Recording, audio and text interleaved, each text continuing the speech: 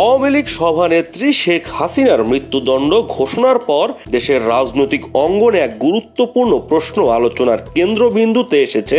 দলটির ভবিষ্যৎ নেতৃত্ব কারা দেবেন এবং দলটি কিভাবে টিকে থাকবে। শুধু সাধারণ সমর্থকই নয়, রাজনৈতিক বিশ্লেষক ও সুধী সমাজও এই বিষয় নিয়ে তীব্রভাবে আলোচনা করছে। তারা বিশ্লেষণ করছেন এই রায় আওয়ামী লীগের জন্য কি অর্থ বহন করছে এবং ভবিষ্যতে দল কোন পথে এগোতে পারে। রাজনৈতিক বিশ্লেষকরা মনে করছেন শেখ হাসিনার মৃত্যুদণ্ড দেশের বিদ্যমান আইন অনুসারে কার্যকর হয়েছে। যদিও তিনি ভারতে পলাতক থাকায় রায় অবিলম্বে কার্যকর হবে না, তবুও তার নেতৃত্বে দল পরিচালনার আগের মতো অবস্থা বজায় থাকবে না। অনেকেই এটিকে রাজনৈতিক মৃত্যু হিসেবে উল্লেখ করেছেন। আন্তর্জাতিক সংস্থা ইন্টারন্যাশনাল ক্রাইসিস গ্রুপ এক বিবৃতিতে জানিয়েছে, শেখ হাসিনা বাংলাদেশের রাজনীতিতে ফিরে আসার সম্ভাবনা এখন অত্যন্ত কম।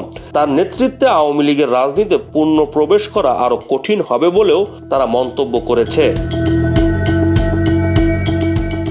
রাজনৈতিক বিশ্লেষকরা মনে করেন আওয়ামী লীগকে টিকে রাখতে হলে দলকে অতীতের ভুল স্বীকার করতে হবে এবং নতুন ও পরিষ্কার ভাবমূর্তির নেতৃত্ব গড়ে তুলতে হবে।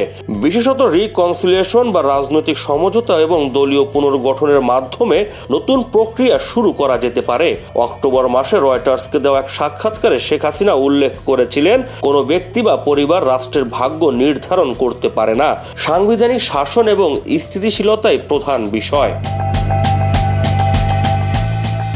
ভবিষ্যৎ নেতৃত্বের বিষয়ে তিনটি নাম সবচেয়ে বেশি আলোচনায় রয়েছে। প্রথমে উঠে আসে সাবেক স্পিকার শিরীন শারমিন চৌধুরী। 2024 সালের 5 আগস্টের পর তাকে প্রকাশ্যে দেখা না গেলেও জানা যায় তিনি সরকারের নজরদারির মধ্যে রয়েছেন। সংবিধান অনুযায়ী পরবর্তী সরকারের জন্য নির্বাচিত সংসদ সদস্যদের শপথ কার্যক্রমে তার ভূমিকা প্রয়োজন হতে পারে।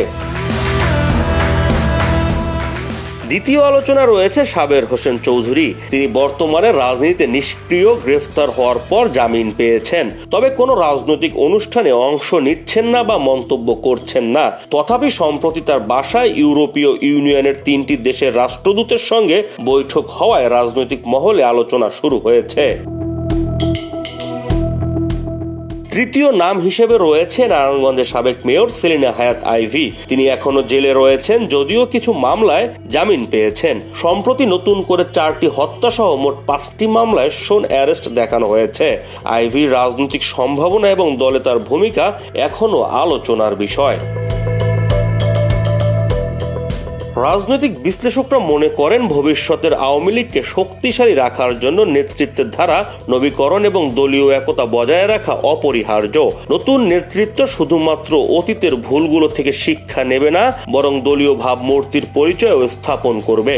বিশেষ করে শিরীন শারমিন চৌধুরী, সাবের হোসেন চৌধুরী এবং সেলিনা হায়াৎ আইভীর মতো প্রার্থীদের মধ্য দিয়ে দলের অভ্যন্তরীণ পুনর্গঠন এবং নতুন রাজনৈতিক নেতৃত্বের প্রক্রিয়া শুরু হতে পারে। অতএব আওয়ামী লীগের ভবিষ্যৎ এখন শুধুমাত্র একজন নেত্রীর উপর নির্ভর করছে না। দলীয় পুনর্গঠন, নতুন নেতৃত্ব এবং রাজনৈতিক সমঝোতার মাধ্যমে আগামী দিনে দলটি কিভাবে রাজনৈতিক প্রেক্ষাপটে নিজেকে পুনঃপ্রতিষ্ঠা করতে পারে, এটাই এখন সবচেয়ে বড় চ্যালেঞ্জ। সাব্বির ভুঁইয়া, দেশ বাংলা 26, জাপান।